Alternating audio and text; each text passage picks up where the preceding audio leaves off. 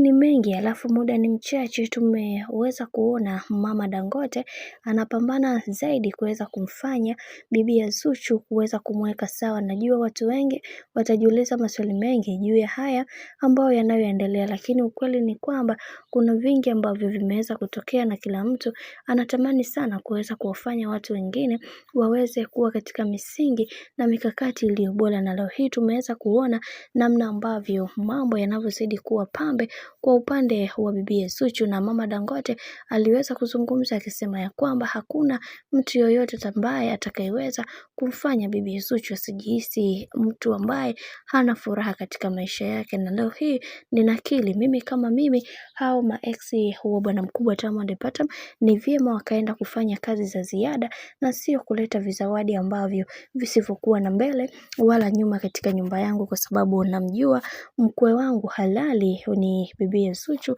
Nitampenda mpaka kufa kwa sababu yeye ndio kila kitu katika maisha yangu, na nitahakikisha anakuwa na furaha kadri siku zinavyozidi kwenda, kwa sababu kuna mengi yameweza kuongelewa na mimi binafsi sitamani kabisa kuweza kuona hili likitokea tena kwa mara nyingine, kwa sababu najua upendo wangu kwake utakuwa na maana kubwa na nitapambana kuweza kumfanya aweze kuenjoy zaidi katika kila hatua ya maisha ambayo anayopiga. Bwana, mambo ni mengi sana juu ya sakata hili ambalo limekuwa likiendelea kwa sasa, na kila mtu alisema ya kwamba mama Dangote ni moja kati ya mwanamke ambaye huwa na upendo sana. Sasa sijui hii imekaaje, maana mashabiki huwa wanaofia sana kuweza kuona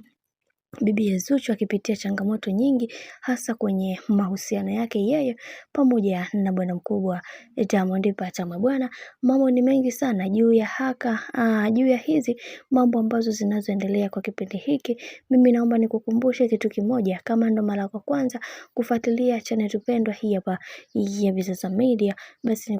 usisahau kusubscribe, kulike, kushare pamoja na kucomment.